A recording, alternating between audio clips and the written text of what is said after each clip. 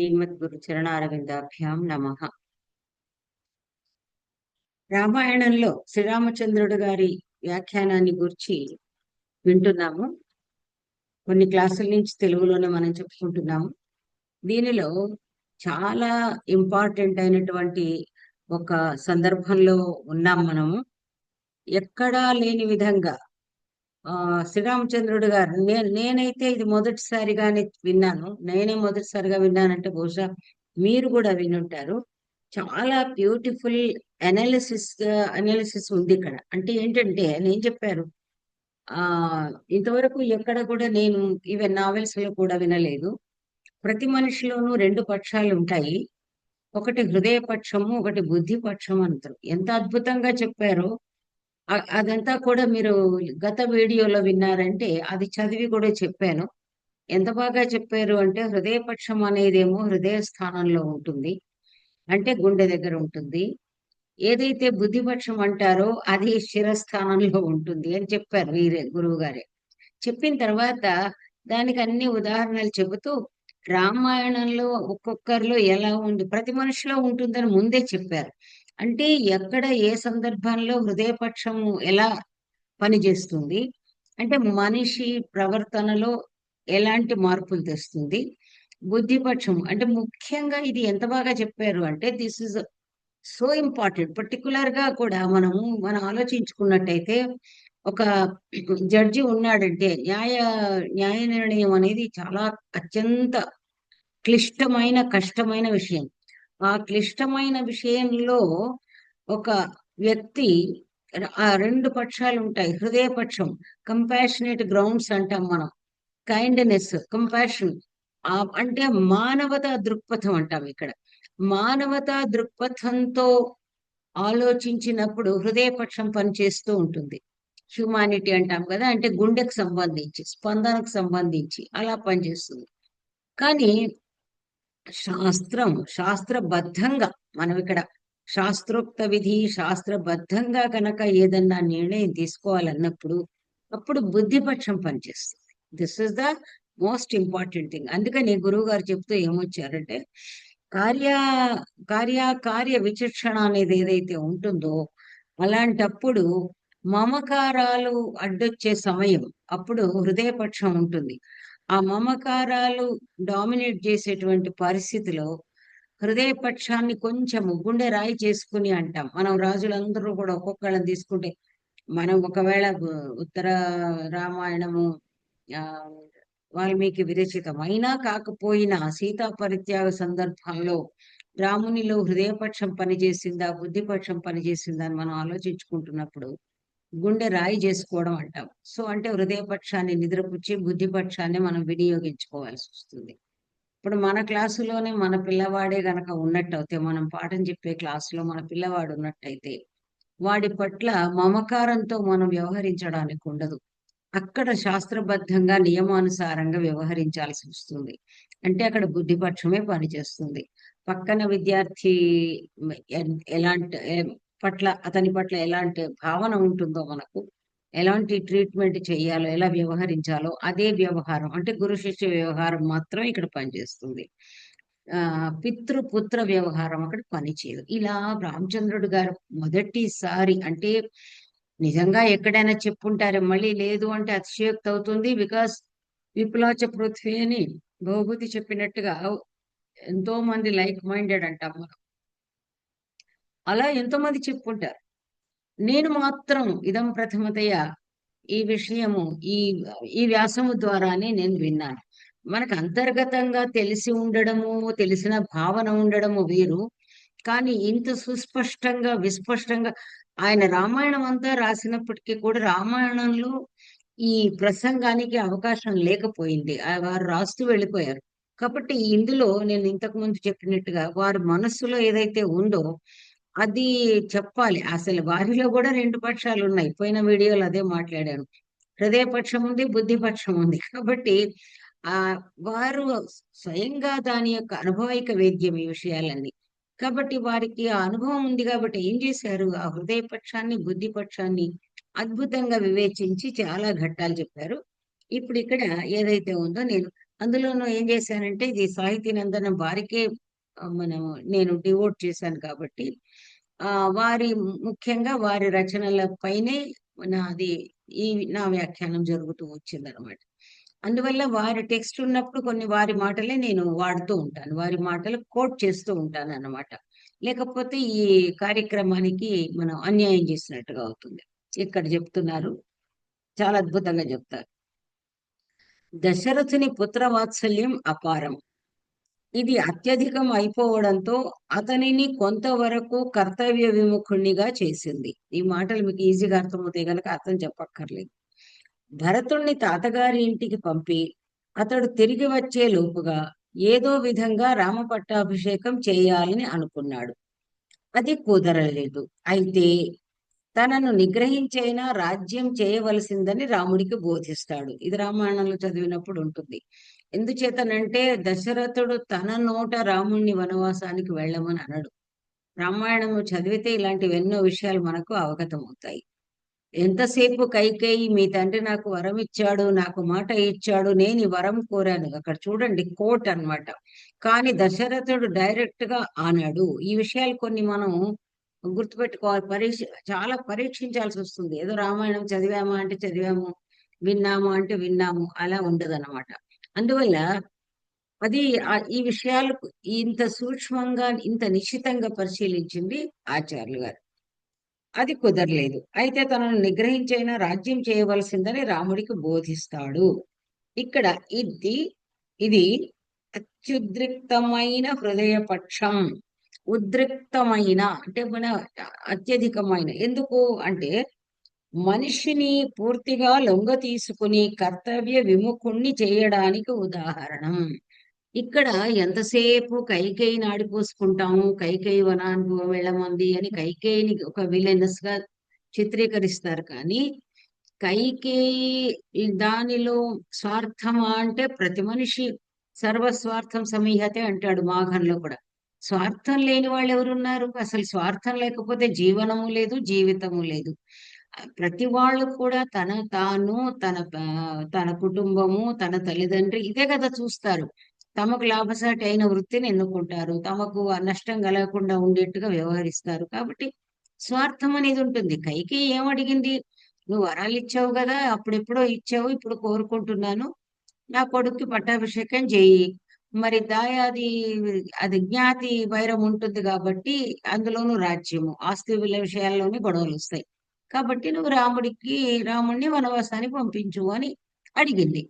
ఆయన ఏం చేశాడు? అయ్యో నేను ఇట్లా ఇస్తాను, నువ్వు క్రూరము అది ఇది. అప్పుడేమో వరాలు ఇచ్చాడు. ఆయన ప్రాణాపాయ సంకటంలో సహాయపడినప్పుడు. తర్వాత ఏం చేశాడు దశరథుడు? ఆ అది ఇదేదో సంతానాత్ పూర్వం ఇచ్చిన వరం. ఆ తర్వాత కైకేయి, మీరు ఆ ఘట్టం చదవాలి. యాక్చువల్ గా ఇట్లాంటప్పుడు రామాయణంలోని ఆ ఘట్టం చదివితే మనిషి మనస్తత్వం అనేది ఎలా ఉంటుందో అర్థమవుతుంది. అంతకుముందు కైకేయిని సర్వస్వంగా భావించినటువంటి దశరథుడు కైకేయిలోనే అసలు ఆ కైకేయిని ముందుంచుకుని మిగతా ఇద్దరు భార్యల్ని కూడా కొంచెం తక్కువగా చూసినటువంటి దశరథుడు అప్పుడు కైకేయిని వర్ణించిన తీరు అది వాల్మీకికే గ్రేట్ అన్నమాట. క్రెడిట్ అంతా వాల్మీకికే. నువ్వు ఇలాంటి దానివి, నువ్వు అలాంటి దానివి, నాగపామును ఒళ్ళో పెట్టుకున్నట్టు అయింది, ఇలాంటి మాటలు మాట్లాడతాడు. అత్యంత నిష్ఠురంగా మాట్లాడతాడు. ఆమె అడిగింది వరాలు, నీ ఇవ్వను, నువ్వు ఆడిన మాట తప్పు అంటుంది ఆవిడ. అవును, నువ్వు అపకీర్తి వస్తే వచ్చింది, నువ్వు ఆడిన మాట తప్పొచ్చు కదా. అలా తప్పు అనకుండా ఏమంటాడు? రాముని పట్ల ఉన్నటువంటి అత్యంత అనురాగంతో నీకు నువ్వు అంటే అంతకు ముందు నుంచి ఈ చరిత్రలో జరుగుతూ వచ్చాయి కదా, నీవు నన్ను నిగ్రహించు, నన్ను బంధించి నువ్వు రాజ్యాన్ని తీసుకో అంటాడు. అంటే తనది మాత్రం ఏం తప్పులేదు. మామూలుగా మనం చరిత్రకారులు చూసినట్టయితే, చరిత్రకారులు కనుక నోటీస్ చేస్తే, ఆ దశరథుడు పాపం ఏం చేస్తాడు? రాముడు అతన్ని నిర్జించి, అతన్ని బంధించి, నిగ్రహించి ఏదో చేసి రాజ్యం తీసుకున్నాడు అని చరిత్రలో రికార్డ్ అయి ఉండేది. అలా అంటాడనమాట దశరథుడు. ఇది హృదయపక్షం అని గురువుగారు చెప్పారు. అంటే హృదయపక్షం డామినేట్ చేసినప్పుడు అది మనిషిని కర్తవ్య విముఖుణ్ణి చేస్తుంది. దశరథుడు అక్కడ ఏం చెయ్యాలి? ఇచ్చిన మాటకు నిలబడాలి. అప్పుడు నేను ఇచ్చాను కాబట్టి నువ్వు ఏడ్చుకుంటూ ఇచ్చినా పర్వాలేదు కానీ వరం ఇవ్వాల్సింది. ఇచ్చిన వరాన్ని వరం ఆల్రెడీ ఇచ్చేసావు నువ్వు. Already it is signed bond paper. నువ్వు ఇప్పుడు అనడానికి ఏం లేదు. తల కొట్టుకో, నెత్తి కొట్టుకో, ఏడువు, కింద పడు, ఇప్పట్లాగే. కానీ ఆల్రెడీ మాట ఇచ్చేసావు. మాట ఇప్పుడు వెనక్కి తీసుకోవడం లేదు. Because it is a promissory note, already done. ఇప్పుడు నువ్వు కొత్తగా వెనక్కి వచ్చే దానికి నీకు ఆ హక్కే లేదు. ఇప్పుడేదో నేను అప్పుడు ఇచ్చాను, నేను క్యాన్సిల్ చేసుకుంటాను అనేది ఈనాటి మాటలు. అలా కాదు. ఒకసారి నువ్వు మాట ఇచ్చావంటే అది రాజశాసనం, శిలాశాసనం అని ఇక్కడ చాలా బాగా చెప్పారు. మనిషిని పూర్తిగా లొంగ తీసుకుని కర్తవ్య విముఖుని చేయడానికి ఉదాహరణం. శ్రీరాముడు మాత్రం, ఇది చూడండి, శ్రీరాముడు మాత్రం తండ్రిపై తనకు ఎంత భక్తి ఉన్నా హృదయ దౌర్బల్యంతో ఇచ్చిన ఈ రెండవ ఉపదేశాన్ని పాటించకుండా మొదట ఇచ్చిన వనగమనాజ్ఞనే అనుసరిస్తాడు. This is the context where you find the difference between Dasharatha and Shrirama. శ్రీరామచంద్రుణ్ణి ధీరోదాత్త నాయకుడిగా పేర్కొన్నారు. కానీ మీరు గనక నాయకులను గురించి చదువుకుని ఉంటే ధీరోదాత్త నాయకుని లక్షణాలకి శ్రీరామచంద్రుణ్ణి మన నాగానంద, అతను ధీరశాంతుడికి వస్తాడు. ధీరోదాత్త నాయకుడు అనగానే శ్రీరామచంద్రుణ్ణి ఉదాహరిస్తారు. ధీరోద్ధతుడు అంటే భీమసేనుని తీసుకుంటారు. కాబట్టి ఇక్కడ మీకు అధీర శాంతుడు చారుదత్తుడిని తీసుకుంటారు. ధీర రహితుడు అంటే ఉదయనుని తీసుకుంటారు. ఆ నాయక లక్షణాలు అక్కడ. కానీ దశరథుడిని ఇక్కడ ధీరోదాత్తుడు అని చెప్పలేదు. ఎందుచేతనంటే తొందరగా ఇప్పుడు మామూలుగా మనం చూసినట్టయితే, నేను శ్రీరామచంద్రుడి గారి మోనోగ్రాఫ్ లో కూడా, ఈ ససందర్భమే కాబట్టి చెప్తున్నాను, శ్రీరామచంద్రుడి గారి మోనోగ్రాఫ్ లో వారిని గూర్చి ఏదైతే మనము వారి క్యారెక్టరిస్టిక్స్ గుణగణ వర్ణన ఉంటుందో అతిగా ఏం వర్ణించలేదు. కానీ ఒకటే చెప్పాను, ధీరోదత్త నాయక లక్షణాలు, త్యాగి అని ఇత్యాదులన్నీ ఉంటాయి అన్నమాట. సో ఆ లక్షణాలన్నీ కూడా శ్రీరామచంద్రుడి గారికి వర్తిస్తాయి. ఆయనలో కూడా ధీరోదత్త లక్షణాలే ఉన్నాయి. అసలు చిన్నప్పుడు లక్షణాలు ఎలా ఉన్నా, జన్మతా వచ్చిన సంస్కార లక్షణాలు ఎలా ఉన్నా కూడా వారు పెరిగిన వాతావరణం, ఆ తర్వాత వారి అధ్యయనం వల్ల ఏర్పడిన సంస్కారం, ఆ రామాయణం యొక్క ప్రభావం ఎంతగా ఉండిపోయిందంటే వారు ధీరోదాత్తులే. ఎందుచేతనంటే ఆశ్చర్యపోయే విషయము, నేను వారిని దగ్గరగా చూసిన వ్యక్తిగా కష్టంలో సుఖంలో చెప్పారు. వారి ఇంట్లో, బికాస్ నేను చెప్పాను కదా ఫ్యామిలీతో దగ్గరగా ఉండడం వల్ల, వారి ఇంట్లో అత్యంత విషాదపూరిత, అంటే ఇంట్లో జనాలు బెడ్ రిడన్ అయి ఉన్న సమయంలో కూడా మీటింగ్స్ కు పిలిస్తే వచ్చారు. మీటింగ్స్ పిలిస్తే రాను అనలేదు, కర్తవ్యంగా భావించి వచ్చారు, ఏదో యుద్ధరంగానికి వచ్చినట్టుగా. అక్కడ చిరునవ్వుతో మాట్లాడారు. అన్నారు కూడా, అదే మీటింగ్ లో అన్నారు, నేను భగవంతుడిని ఎన్నడూ కూడా ఇది ఏమిటి అని నేను ప్రశ్నించలేదు, ఆయన ఇచ్చినవన్నీ సమంగా తీసుకున్నాను అన్నారన్నమాట. నేను ఆ నేపథ్యము తెలుసుకున్న దాన్ని కాబట్టి నేను ఆ మీటింగ్ లో కూడా ఉన్నాను. ఆల్మోస్ట్ నేను ఎంఏ పాస్ అయిన తర్వాత ఎన్ని మీటింగ్లు ఆయన జరిగావో అవన్నీ కూడా నేను అటెండ్ అయ్యేదాన్ని. సురభారతి కావచ్చు, సంస్కృత భాషా ప్రచార సమితి కావచ్చు, ఇతరమైనవి కావచ్చు. వారిని ఇన్వైట్ చేసినప్పుడు ఆ ఇన్విటేషన్స్ ఏమన్నా ఉంటే నాకు ఇచ్చేవారు. నేను వెళ్ళి ఆ లెక్చర్స్ వింటూ ఉండేదాన్ని ఆడియన్స్ లో. సో ఆ విధంగా తన మనసులోని భావాలు పైకి కనిపించనీయనటువంటి ఉదాత్త తత్వం గల వ్యక్తి వారు. అందువల్ల ధీరోదాత్త తత్వం అనేది ఆయన పర్సానిఫికేషన్ ఆఫ్ ధీరోదాత్తత్వం. అందువల్ల ఏ ఎమోషన్స్ కూడా ఆయన్ని కర్తవ్యం నుంచి ఇటు అటు జరగనియ్యలేదన్నమాట. అది ఆయన అర్థం చేసుకున్నారు కాబట్టి రాముడిది చెప్తున్నారు. రాముడు ఏం చేశాడు, అసలు యవ్వనంలో ఉన్నాడే, ముసలోడు కాలేదు, వానప్రస్థానికి వెళ్లాల్సిన వయస్సు కాదు. కానీ అంత యవ్వనంలో, నిండు యవ్వనంలో, ఇదిగో పొద్దున్నే నాయన పట్టాభిషేకం అని, కాదులే నువ్వు నన్ను నిగ్రహించైనా నువ్వు రాజ్యం తీసుకో అంటే, అవును కదా అనుకోలేదు. అయ్యో నా భార్య ఏమనుకుంటుందో అనుకోలేదు. ఏమన్నాడు, అసలు ఆయన తన నోట చెప్పకపోయినా తల్లి అంటే కైకేయిని తల్లిగానే, వాళ్ళకి భేదం ఉండేది కాదు, తల్లిగా భావించాడు. ఆయన కైకేయి దేవికి ఇచ్చిన మాట కోసమని ఆయన వనగమనానికి సిద్ధపడ్డాడు. ఇక్కడ గురువు గారు చెప్తున్నారు, ఇది హృదయపక్షానికి బుద్ధిపక్షానికి మధ్య ఉండవలసిన సామరస్యానికి ఉదాహరణం. ఇక్కడ హృదయపక్షం కరెక్టే, తండ్రి పట్ల అనురాగం ఉంది, ప్రజల పట్ల అనురాగం ఉంది, భార్య పట్ల అనురాగం ఉంది, అనురాగం లేక విరక్తితో వనానికి వెళతాను అనలేదు.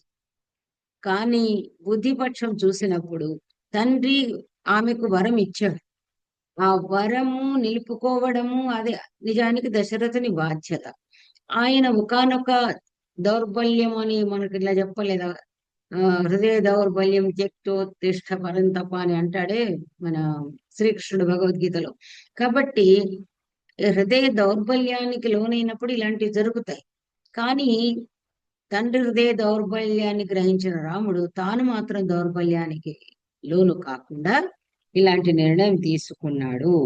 కైకేయి పుత్ర ప్రేమకు పూర్తిగా వశురాలైపోయి కర్తవ్యాన్ని ఆచరించింది. గురుగారి మాటలు కూడా భలే బాగుంటాయి. ఆ సంస్కృతం ఇన్ఫ్లుయెన్స్ కనబడుతుంది.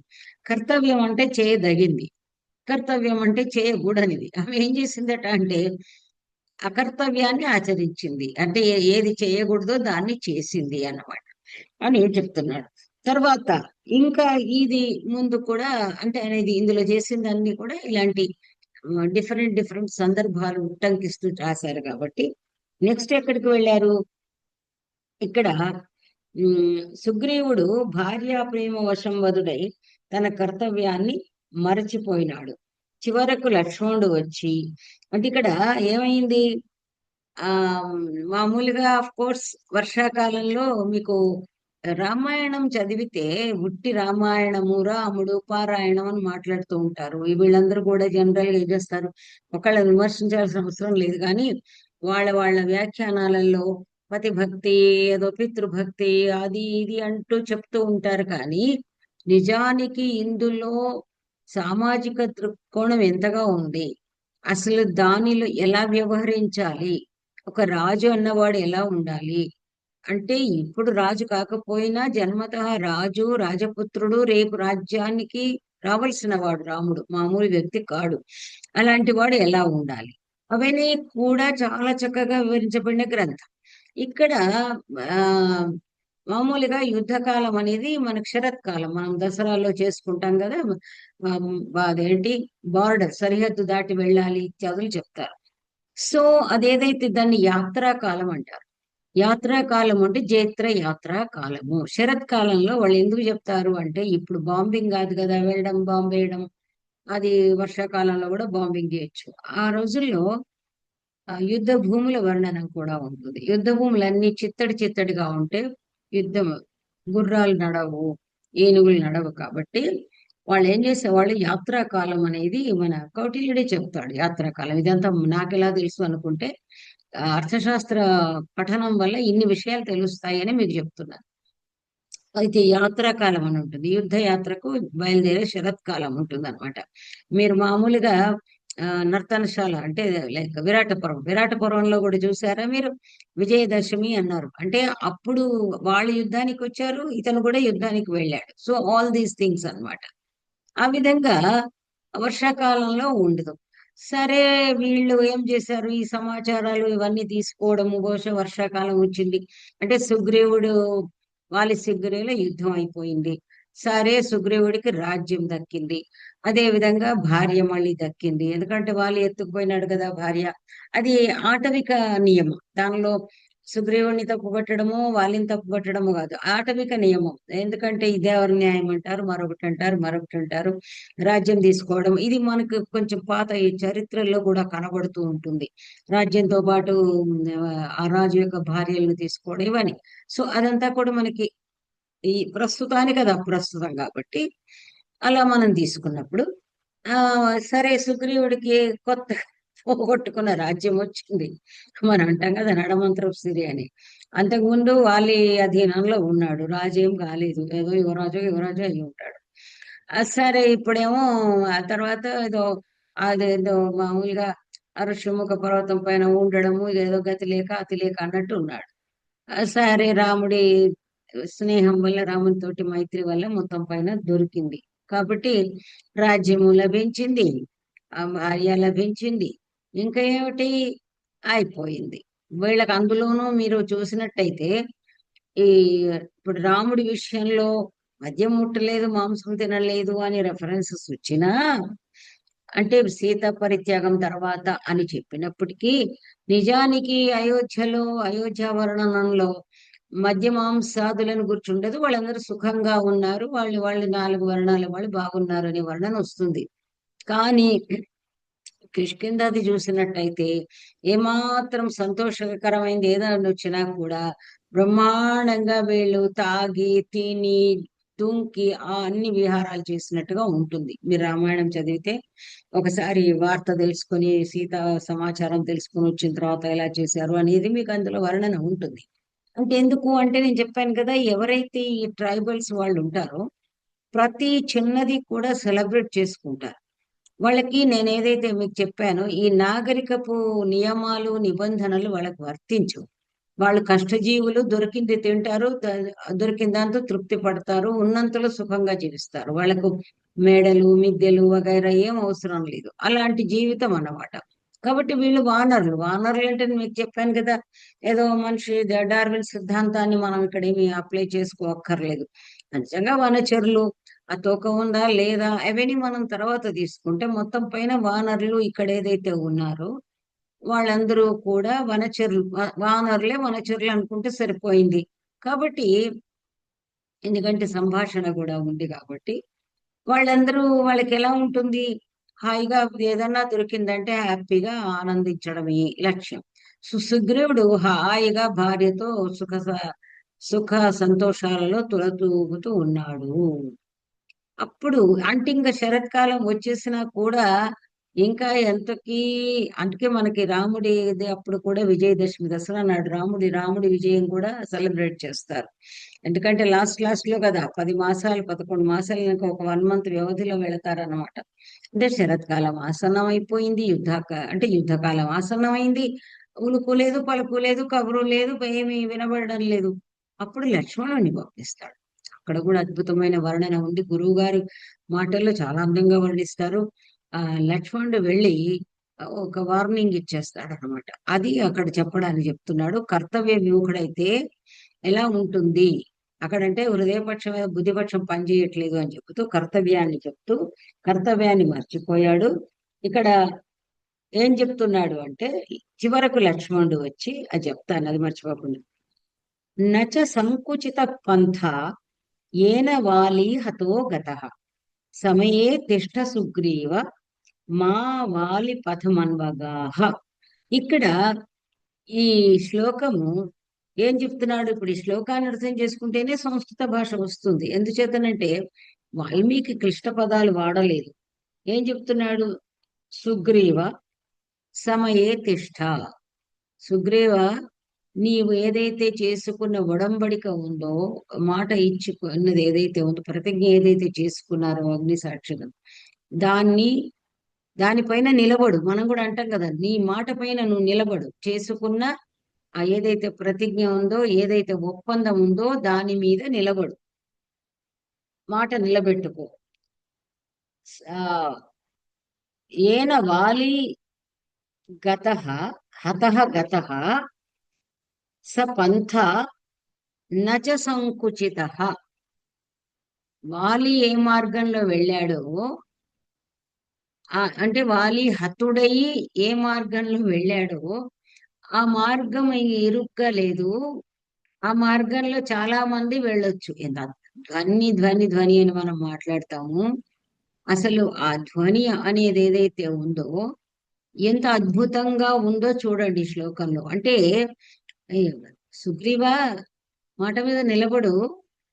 మీ అన్నగారు వెళ్ళిన మార్గం అరే ఇరుగ్గా లేదు, మూయబడలేదు కూడా, ఇట్స్ ఓపెన్. అంటే వాలి వెళ్ళిన మార్గం ఇంకా ఓపెనే ఉంది అన్నాడు. అంటే ఏంటి ఇక్కడ, వాలి వెళ్ళిన మార్గం ఓపెన్ ఉంది నిజమే. వాలికి మన పాస్పోర్ట్ ఇత్యాదులు ఇచ్చిన వాళ్ళు ఎవరు, పాస్పోర్ట్ అథారిటీ ఎవరు, శ్రీరామచంద్రుడు. టికెట్ ఇవ్వడం ఎవరు వంతు, రాముని వంతు. కాబట్టి సుగ్రీవ, నీకు మాట గుర్తుందో లేదో, మీ అన్నగారు వెళ్ళిన రూట్ ఇంకా అట్లనే ఉంది నాయన. అది ఇంకా రూట్ క్లోజ్ అవ్వలేదు. అక్కడే ఫ్లైఓవర్లు రాలేదు, అది రూట్ క్లోజ్ అవ్వలేదు. కాబట్టి అది సంకుచితంగా లేదు అన్నాడు లక్ష్మణుడు. ఇంతే చెప్పాడు అనమాట. అక్కడ మంచి అద్భుతమైన ఘట్టం ఉంది, అది మీరు రామాయణం చదువుకోవాలి. మన గురువు గారు చాలా అద్భుతంగా వ్యాఖ్యానిస్తారు. లక్ష్మణుడు కోపంతో వెళ్ళేటప్పటికి, ఇప్పుడు మామూలుగా మనకి మీరు ఈ సమాజంలో కూడా ఆ అప్పుల వాళ్ళు వచ్చి తలుపు తట్టినప్పుడు, నేరస్తులను గురించి పోలీసులు వచ్చి తలుపు తట్టినప్పుడు లేడీస్ ని పంపిస్తారు ముందుగా. ఉన్నారా, కావాలనే పంపిస్తారు. అసలు ఆయన యజమాని రాడు బయటకి. రాకుండా భార్యనో పిల్లలనో ఎవరినో పంపిస్తాడనమాట. ఎందుకు అంటే ఆడవాళ్ళతో దురుసుగా వ్యవహరించకూడదు, వ్యవహరించలేరు. అదే విధంగా ఇక్కడ తార డిస్క్రిప్షన్ మీకు ఓపిక ఉన్నప్పుడు చదవాలి ఆ ఘట్టంలో. తార ఎలా వయ్యారంగా అందులోనూ తాగి ఉన్నారు వాళ్ళంతా కూడా. వాళ్ళకి ఏముంది, రాజ్యంలో ఏముంది, ఏమన్నా రాక్షసులా ఏమన్నానా? సుఖవంతమైన రాజ్యము. తినడం, తాగడం, పడుకోవడం, మెల్లిగా లేస్తారు, ఇష్టం వచ్చినప్పుడు లేస్తారు. రాజులే నా భోజనాలన్నీ పక్క మీదుగా వస్తాయి. అందువల్ల ఆమె వయ్యారంగా తూలుతూ తూలుతూ వచ్చింది, శృంగారమూర్తి. చాలా అందంగా ఉంటుంది అక్కడ వర్ణన. ఎందుకు అనగానే, ఇప్పుడు లక్ష్మణుడు చెలిస్తాడని కాదు, కానీ లక్ష్మణుడు ఏం మాట్లాడతాడు ఆమెతో? ఎక్కువగా మాట్లాడాడు కదా. అందుకని ఆ ఘట్టంలో చాలా వాడిస్తాడు. కాబట్టి సుగ్రీవుడితో, అంటే సగం చల్లారిపోయింది అనమాట లక్ష్మణుడి కోపం. అప్పుడు సుగ్రీవుడు వస్తే సుగ్రీవునితో అంటాడు, నీకు ఇంకా ఏమి ఆ మార్గం మూసుకుపోలేదు, తెరిచియే ఉన్నది, తలుపులు ద్వారములు తెరిచియే ఉన్నట్టారు కదా, ఆ విధంగా. కానీ మీ అన్న వాలి వెళ్ళిన మార్గం ఇంకా మూసివేయలేదు సుగ్రీవా. అన్న మాట నిలబెట్టుకో, వాలిని అనుసరించి పోవద్దు. ఇది ఎంత అద్భుతంగా, మీరు భాష నేర్చుకోవాలి ఎంత తాపత్రయపడుతున్నారు. మనం ఎవరైనా స్నేహితులతో మాట్లాడాల్సి వచ్చినప్పుడు నీ మాట నిలబెట్టుకో అన్నప్పుడు రామాయణంలో సెంటెన్స్ తీసుకోండి. సమయే తిష్ట మిత్ర అని అనొచ్చును, సఖి సమయే తిష్ట అనొచ్చును కదా. సో ఈ విధంగా రామాయణంలోని చిన్న చిన్న సెంటెన్సెస్ తీసుకుంటే మీకు భాష, అందమైన భాష వస్తుంది. మరి నేను ఇంతకు ముందే చెప్పాను, బ్రోకెన్ సాంస్క్రిట్ కాదు, స్పోకెన్ సాంస్క్రిట్ కూడా కాదు, కానీ కావ్య భాష ప- అలవడుతుంది. మీకు స్పోకెన్ సాంస్క్రిట్ ఎందుకు, బ్రోకెన్ సాంస్క్రిట్ ఎందుకు? అద్భుతమైనటువంటి శిష్ట వ్యవహార భాషలో రాయబడినటువంటి రామాయణం చదువుకుంటే అద్భుతమైన భాషని వస్తుంది అన్నమాట. ఇక్కడ కార్యకార్య విచారణకి, స్వకర్తవ్య నిర్వహణకి అడ్డు తగలకుండా హృదయావేశాన్ని అదుపులో పెట్టుకోవడం విషయంలో రామాయణంలో ఎన్నో ఉదాహరణలు మనకు లభిస్తాయి. అంటే ఇప్పుడు ఏదైతే ఉందో అక్కడ లక్ష్మణుడు కూడా ఆవేశాన్ని అదుపులో చేసుకున్నాడు. ఆయన చెప్పినటువంటి రాముడిలో ఉన్న బుద్ధిపక్షము, హృదయపక్షము రెండింటిని కంట్రోల్ చేసుకున్నాడు, సామరస్యం చూపించాడు. సరే, సుగ్రీవుడికి ఆ హృదయపక్షం ఏదైతే ఉందో వ్యామోహాన్ని వదులుచుకొని బుద్ధి కొంచెం వికసింపజేసుకోవాలి అనేది కూడా సూచించబడ్డాడు. ఇలా వాల్మీకి అంటే, నేను మీకు చెప్పాను, మనోభావ లహరి విలాసాలు అనే గ్రంథంలో అందరి మానసిక స్థితులను వాల్మీకి వర్ణించిన అందరి మానసిక స్థితులను కూర్చి వ్యాఖ్యానిస్తారు శ్రీరామచంద్రుడు గారు. అంటే వాల్మీకి ఉన్నటువంటి మనస్తత్వ విశ్లేషణ పరిజ్ఞానం ఏదైతే ఉందో, ఆ అద్భుతమైనటువంటి ఆ సునిశ్చిత పరిశీలనా తత్వం ఏదైతే ఉందో, దాన్ని పట్టుకున్న వ్యక్తి మీరు చూడండి. కావాలంటే ఆ రామాయణంలో ద క్యారెక్టర్ ఇన్ రామాయణ ఇత్యాది మీరు ఈవెన్ రీసెర్చ్ కొట్టండి. So many works have come on Ramayana, the beauty in Ramayana, Sundarakanda, Ramayana, ఎన్నో ఈ ప్రవచనకారులు కూడా ఎన్నో చెప్పారు, మీరు చూడండి.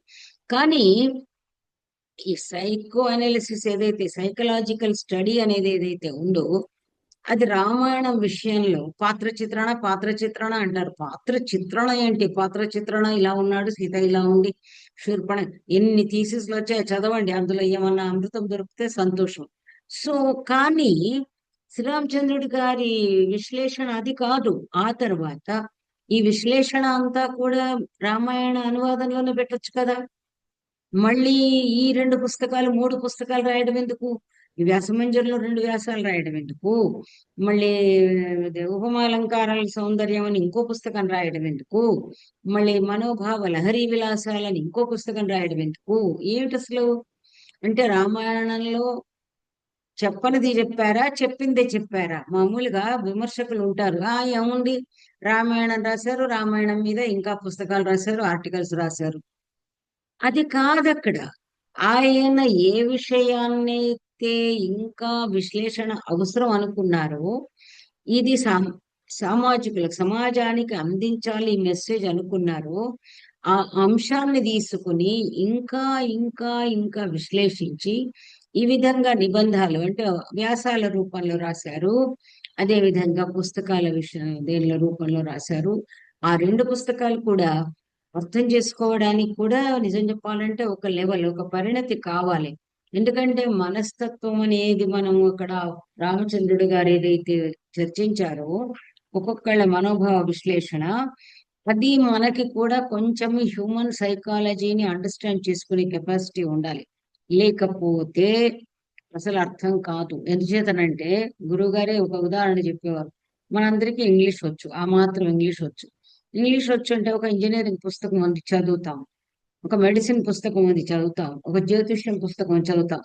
తావన్ మాత్రేనా మనం ఇంజనీర్ కాగలమా? మనం డాక్టర్ కాగలమా? మనం ఒక ఆస్ట్రాలజర్ కాగలమా? అది అందుకే వాచ్యార్థం అని చెప్తాడు కదా, ఓన్లీ శబ్దార్థ జ్ఞాన మాత్రేణ అని నవేద్యతే అంటాడు ఆనందవర్ధనుడు. నీకు వర్డ్ మీనింగ్, సెంటెన్స్ మీనింగ్ వస్తే విషయం అర్థం కాదు. అందుకే కావ్యార్థ తత్వజ్ఞై రేవ కేవలం అంటాడు. అసలు అందులో పల్సి ఏంటి, అందులోని ఐడియా ఏమిటి పట్టుకోగలగాలి. కాబట్టి ఆ మనోభావ లహరి విలాసాలు ఆయన రాశారు అంటే అందులో ఎంత డీప్ గా ఆయన అర్థం చేసుకున్నారో వాల్మీకి చెప్పలేదు అక్కడ. వాల్మీకి చెప్పనిది వాల్మీకి హృదయంలో ఉన్నది చెప్పారు గురువు గారు. రెండిట్లో కూడా ఉపమా వాడారు, వదిలేశాడు వాల్మీకి. వాల్మీకి ఎందుకు చెప్తాడు? ఇక్కడ ఈ అందం కోసం నేను వాడాను అని ఎందుకు చెప్తాడు వాల్మీకి? కాళిదాస్ మాత్రం ఎందుకు చెప్తాడు? చూడండి పశ్య మమ ఉపమాలంకారం పశ్యాన ఎక్కడ అనలేదే కాళిదాసు. అంటే ఏంటి? అది వాడేశాడు, ఒక ఎక్స్ప్రెషన్, అందమైన ఎక్స్ప్రెషన్. అర్థం చేసుకున్నవాడు ఆస్వాదిస్తాడు, లేనివాడు లేదు. ఈ విధంగా మనం తీసుకున్నప్పుడు ఇక్కడ ఇవన్నీ కూడా ఎక్స్ప్లెయిన్ చేశారనమాట గురువు గారు. కాబట్టి ఇంకా ఇదే విధంగా లక్ష్మణుడు శక్తి ప్రహారానికి కూలిపోయినప్పుడు కూడా అదే అంటాడు.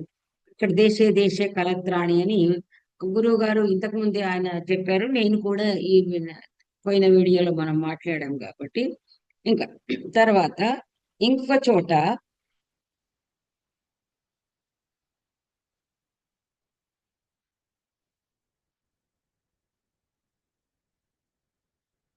కొన్ని ఇంపార్టెంట్వి ఇక్కడ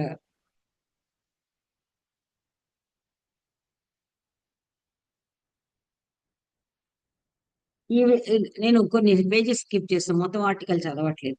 ఇక్కడ చాలా ఎన్నో చెప్తూ ఇలాంటి ఘట్టాలు రామాయణంలో మనకు ఎన్నో లభిస్తాయి. ఈ విధంగా హృదయపక్షానికి బుద్ధిపక్షానికి కూడా తగు సమన్వయం ఉన్ననాడే మానవుడు పరిపూర్ణత్వాన్ని చెందుతాడని వాల్మీకి అడుగడుగునా తన మహాకావ్యంలోని పాత్రల ద్వారా సూచిస్తాడు. ఇప్పుడు ఈ మాటల ద్వారా వారి రికార్డెడ్ వాయిస్ లేదు కాబట్టి ఇప్పుడు దీన్ని బట్టి ఇది ఎవరు రామచంద్రుడు గారే మనకు చెప్తూ ఉన్నారన్నమాట. ఒక లెక్చర్ ఇస్తున్నట్టుగా ఇది చదువుతుంటే మనకు అర్థమవుతుంది. ఈ ఉపదేశం ఇక్కడ గురువు గారు చాలా మెలికలు తిప్పుతారు, చురకలు కూడా వేస్తారు.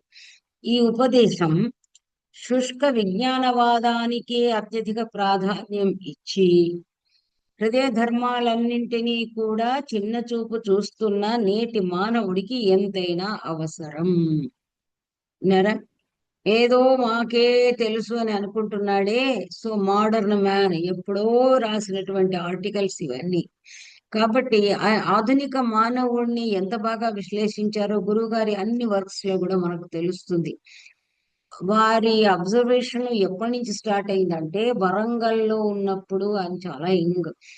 వారి date of birth that is October 2027. ఇప్పుడు వచ్చే సంవత్సరం వారిది శత జయంతి అనమాట. మనం ఏదో చూడాలి, కొంచెం చిన్నగా సెలబ్రేట్ చేసుకోవాలి. అయితే 27 ఇప్పుడు మామూలుగా 64కు తీసుకోండి, వారి ఏజ్ ఎంత ఉంటుంది? 64 వరంగల్లో వారు జాబ్ చేస్తూ ఉన్నారు. అంతకుముందు కూడా రచనా వ్యాసంగం స్టార్ట్ చేశారు. అంటే ఆల్మోస్ట్ లైక్ 37 years. అయితేనే కదా 27 + 37 64 అవుతుంది. ఆ వయస్సులోనే వారు, అంటే ఆయన నిండు యవ్వనంలో ఉన్నారు అప్పుడు, ప్రౌఢదశ కాదు అది, అద్భుతమైన యవ్వనంలో పైలా 25 అన్నట్టుగా. అంటే పైలా 25 అంటే ఏంటి? మనకి నిజంగా యవ్వన దశ స్టార్ట్ అయ్యేది 18 తర్వాత కదా. కాబట్టి 20 నుంచి వేసుకోవాలి, మగవాడికైనా ఆడవాళ్ళకైనా మంచి మెచ్యూరిటీ. సో 37 ఇయర్స్ అప్పుడే సమాజాన్ని వివిధ కోణాల్లోంచి చూసి ఎన్నో రాశారు ఆయన. అప్పుడు ఏదో వ్యాఘ్రిత అనే సంవాదం రాశారు, కుమతి శతకం రాశారు, ఆ రాఘవ శతకం రాశారు, మానవ మనస్తత్వాన్ని వ్యంగ్యంగా చెప్పడానికి. అంటే అప్పుడు నిజంగా కూడా ఆయనకి పురస్కారాలు వచ్చాయి అప్పుడే. ఓ సుసమత భారతానికిను గీతాంజలికి ఉత్తరప్రదేశ్ క్యాష్ అవార్డు వచ్చేసింది, పురస్కారం వచ్చేసింది. వచ్చేసిన ఇంకా ఇంత విశ్వవ్యాప్తంగా రాలేదు కదా రికగ్నిషన్, ఇంకా వారు హైదరాబాద్కే రాలేదు. అక్కడక్కడ ఉన్న వాళ్ళకి సన్నిహితులకు తప్ప ఆయన యొక్క విజ్ఞాన చంద్రికలు ఇంకా ఎవరికి తెలియదు అనమాట. అప్పుడే ఈ సమాజాన్ని చూస్తూ చాలా అద్భుతమైనటువంటి మ, ఇది రచనలు చేశారు ఆయన, చాలా చేశారు. నాటకాలు రాశారు, చిన్న లఘు కావ్యాలు రాశారు. కాబట్టి అప్పటి నుంచి ఉంది ఏదో, మాలాగా ఏదో ఏజ్ తర్వాత వచ్చిన పరిజ్ఞానం అని కాదనమాట. వారికి అప్పటి నుంచే ఎప్పటి నుంచో హృదయంలో ఆ మెచ్యూర్డ్ భావాలు ఉండి ఉండి అవకాశం వచ్చిన ప్రతిసారి కూడా చూస్తూ, అంటే మానవ మనస్తత్వ విశ్లేషణ అనేది అద్భుతంగా ఎలా అర్థం చేసుకునేవారో దీన్ని బట్టి తెలుస్తుంది ఇక్కడ చెప్తున్నారు. సో వీళ్ళు ఏదైతే శుష్క విజ్ఞానవాదానికి అధిక ప్రాధాన్యం ఇచ్చి, అంటే అన్ని కూడా ఏదో శాస్త్రబద్ధంగా చేస్తున్నాం, ఇట్లా చేస్తున్నాం, దిస్ ఇస్ రూల్ అని మాట్లాడుతూ ఉంటారు. మనం ఇప్పటికీ కూడా కొన్ని మూవీస్ లో చూస్తూ ఉన్నప్పుడు పెద్ద పెద్ద IAS officers, police officers, judges ఎలా బిహేవ్ చేస్తారు, హృదయ పక్షాన్ని బుద్ధి పక్షాన్ని ఎలా చేసి ఇప్పుడు మనం అప్లై చేసుకోవచ్చు అని ఏం చెప్తున్నారు ఇక్కడ, అద్భుతమైన ఎగ్జాంపుల్ ఇచ్చారు. చాలా బాగుంటుంది ఇది. You can really underline. ఈ పుస్తకం కొనుక్కుంటే చాలా బాగుంటుంది. పుల్లెల వారి వ్యాసమంజరి. ఆ, అరుణ్ కుమార్ దగ్గర అడిగి కొన్ని అవైలబుల్ ఉంటే కొనుక్కోవచ్చు. ఎందుకంటే ఇప్పుడు కాకపోతే ఇంకో 10 ఏళ్ల తర్వాత అయినా మీరు చదివితే కొత్త కొత్త విషయాలు తెలుస్తాయి. నేటి మానవుని రేఖాచిత్రం గీయాలంటే, నేను అండర్లైన్ చేసి పెట్టాను ఇక్కడ, గీయాలంటే ఎలా ఉంటుందట. అంటే ఇప్పుడు మానవుణ్ణి ఎవరన్నా ఇక్కడ ఆర్టిస్ట్ ఉంటే, ఆ ఆర్టిస్ట్ మోడర్న్ ఆర్ట్ అంటూ ఉంటారు కదా, మోడర్న్ మ్యాన్ ఎలా ఉంటాడట అంటే గురువు గారు చెప్తున్నారు, అతని తల కొండంతగా రోజు రోజుకు పెరిగిపోతుంది. పెద్ద తలకాయ ఉంటుంది. మనం మామూలుగా ఏదో క్యారికేచర్ గీసినట్టుగా ఇలా గీత గీసి దానికి ఇటొకటి స్ట్రోక్స్ పెట్టేసేసి మనిషి చిత్రిస్తామే, అది చెప్తున్నారు. తల కొండంతగా రోజు రోజుకు పెరిగిపోతుంది. కాళ్ళు చేతులు దూట కాడలల్లా అస్థిపంజరం ప్రక్క వేలాడుతున్నాయి. అయితే ఇలా అయి పెరిగి పెరిగి ఆ తలైన వ్రక్కలైపోతుంది, లేదా ఇతర అవయవాలన్నీ పూర్తిగా నలిగిపోతాయి అని చాలా వ్యంగ్యంగా చాలా చమత్కారంగా చెప్పారు. అంటే ఓన్లీ బుద్ధికి పదును పెట్టుకుంటూ వెళ్ళిపోతున్నాడు కానీ హృదయం అనేది ఒకటి ఉంది. హృదయం ఎక్కడుంది అని పాట ఉంది కదా, హృదయం అనేది ఒకటి ఉందని మర్చిపోయినాడు మానవుడు. మర్చిపోయి ఏం చేస్తున్నాడు, ప్రతిదానిలో I am going with this, I am going with this, కార్య విచక్షణ జ్ఞానం పోయింది. అందువల్ల ఈ దశ మారాలంటే, గురువు గారు చెప్తున్నది ఏంటంటే, ఈ దశ మారాలంటే సౌభ్రాత్ర సౌహృద భక్త్యాదుల్ని పెంచుకుని, అంటే మళ్ళీ మనకు అర్థం కాదని వారికే తెలుసు, అంటే ప్రేమ భావాన్ని పరిపుష్టం చేసుకుని బుద్ధి దాస్యాన్ని తగ్గించుకోవాలి. ఇదే రామాయణం ఇచ్చే ప్రధాన సందేశం. ఇక మిగిలిందంతా ఏమిటి చెప్పను, అది ఇంతతో నేను ఆపిస్తాను. సో అంటే ఏమంటున్నారు, ఇప్పుడు ఏమైపోయింది అంటే ఆస్తి కోసం దాయాదులు ఏమిటి అసలు, ఇరుగోళ్ళు పొరుగోళ్ళు చీటికి మాటికి కొట్టుకోవడాలు, మర్డర్లు, వాటి అది వెళ్ళిపోతున్నారు. సౌభ్రాతృత్వం లేదు. సౌహృదము అంటే స్నేహం అనే మాట ఎక్కడో పోయింది. ఆ ఇంగ్లీష్ లో ఏనాడో చెప్పారు, friend in need is friend in deed అన్నారు. ఆ ఫ్రెండ్షిప్ కి వాల్యూ లేనే లేదు. ఇప్పుడు సుగ్రీవుడు శ్రీరాముడికి మైత్రికి ఉదాహరణగా చెప్తారు. ఆ మైత్రి లేదు, హృదయము లేదు.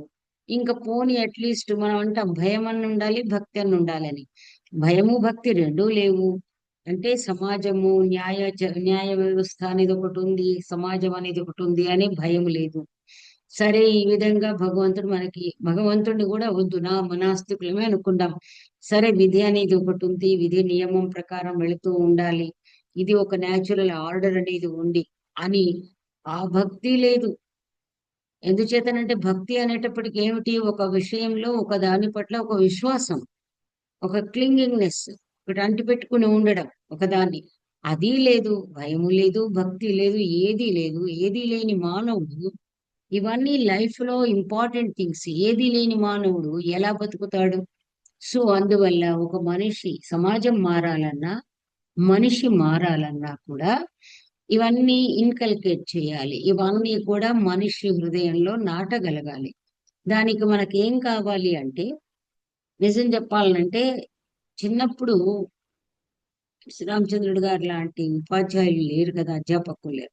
ఆ కొన్ని ఉపాధ్యాయులు గొప్పవాళ్ళేనండి, దాని గురించి కాదు. పుస్తకాల ద్వారా కొంత జ్ఞానం పెంచుకున్నాం. ఇప్పుడు రీడింగ్ అనేది అలవాటు పోయింది, రీడింగ్ లేదు. యూట్యూబ్ చూడటము, చదవాల్సి వస్తుందని పుస్తకాలు కూడా కొనడం మానేశారు. ఇప్పుడు మీ అందరికీ తెలుసు. నేనెన్నడూ కూడా పేపర్ సెట్టింగ్ కు లైబ్రరీకి వెళ్ళాల్సిన అవసరం రానండి. పుస్తకాలు నా దగ్గర, నా పర్సనల్ లైబ్రరీ ఉండేది. పుస్తకాలు కొనరు. ప్రతిదీ ఆర్కైవ్స్ ఆన్లైన్ అని చూసుకోవడం, డౌన్లోడ్ చేసుకోవడం, ఇది ఒక్కటి వచ్చి పడింది వ్యసనం. ఇది చెప్పక తప్పదు, అందుకే సభాముఖంగానే చెబుతున్నాను. పుస్తకాలు కొనడం మానేయడం వల్ల రచయితలు కూడా పాపము పిచ్చి రచనలే తప్ప, అంటే ఏవైతే అన్నం పెడతాయో, ఇప్పుడు ఏ విధంగా అయితే చలనచిత్రాలు కూడా ఇష్టం ఉన్నా ఇష్టం లేకపోయినా కొంచెం మెట్లు దిగి ఏ విధంగా చిత్రీకరిస్తున్నారో, ఎందుకంటే మంచి వాటికి మార్కెట్ లేదు. మరి డబ్బు లేనిదే అదేమిటి, ఆ శరీరమాద్యం కలుధర్మ సాధనం అన్నట్టుగా అర్థం, అర్థం లేకపోతే జీవితమే వ్యర్థం. కాబట్టి డబ్బు కోసము తమ పోషణ, ఉదర నిమిత్తం బహుకృత వేష అని, తమ పొట్ట కోసమని ఏ విధంగా అయితే ఇబ్బందులు పడాలో ఆ విధంగా పాపం పడుతూ, ఇష్టమున్న పనులు ఇష్టం లేని పనులు చేస్తూ పెదాలకు రంగులు పూసుకున్నట్టుగా నడిపిస్తూ ఉన్నారు. కాబట్టి ఇదంతా మారాలంటే ఏమిటి అంటే, మంచి పుస్తకాలు చదవాలి. మంచి పుస్తకాలు, అందుకే మంచి పుస్తకాలు లేవు కాబట్టి మంచి ఇతివృత్తాలు లేవు, మంచి సినిమాలు లేవు, మంచి రచనలు రావట్లేదు. కాబట్టి మంచి రచనలు చదవాలి. చదివి కొన్నప్పుడు, పుస్తకాలు కొన్నప్పుడు ఆ ఆటోమేటిక్ గా రచయితలకు కూడా ఒక రకమైన ఉత్సాహం వచ్చి అలాంటి పుస్తకాలు రాయడానికి అవకాశం ఉంటుంది. ప్రత్యక్ష గురువులేమో గురువులు, పరోక్ష గురువులన్నీ కూడా గ్రంథాలు. ఈనాడు మన రామచంద్రుడు గారు చెప్పి చదువుతున్నామంటే, వాల్మీకి ఒక ఆది గురువు అయితే, ఆది ఆది కవే కాదు, ఆది గురువు అయితే, ఆ గురు పరంపరను అనుసరించి వస్తూ ఉన్నటువంటి శ్రీరామచంద్రుడు గారు మనకు ఒక ఆచార్యులైతే, ఆయన వదిలినటువంటి ఈ రచన ఏదైతే ఉందో, ప్రపంచం ఉందో, అది మనకు మరొక గురువు. కాబట్టి ఈ విధంగా మనము వాంగ్మయం యొక్క ప్రాధాన్యాన్ని గనక అలవర్చుకున్నట్టయితే, ఆ మన మామూలుగా ఏదైతే నెయ్యి గడ్డగట్టిపోయి ఉంటుందో, నెయ్యిలో ఆర్ద్రత ఉంటుంది కానీ చలికాలం అయితే గడ్డగట్టిపోతుంది, ఫ్రీజ్ అయిపోతుంది. అలాంటిది కొంచెం నిప్పురవ్వ సోకితే ఏ విధంగా కరుగుతుందో, మనకు కూడా ఈ కొంచెమంత ఈ ఉష్ణము, కొంచెం హీట్ తగిలితే మన హృదయం కూడా కొంచెం అంత కరిగి, హృదయ పక్షము బుద్ధి పక్షము రెండు కూడా సమపాళ్లలోకి వస్తాయి అనేది, ఇది గురువుగారు ఇచ్చిన సందేశం. రామాయణ సందేశమే కాకుండా గురువుగారు ఇచ్చిన సందేశం.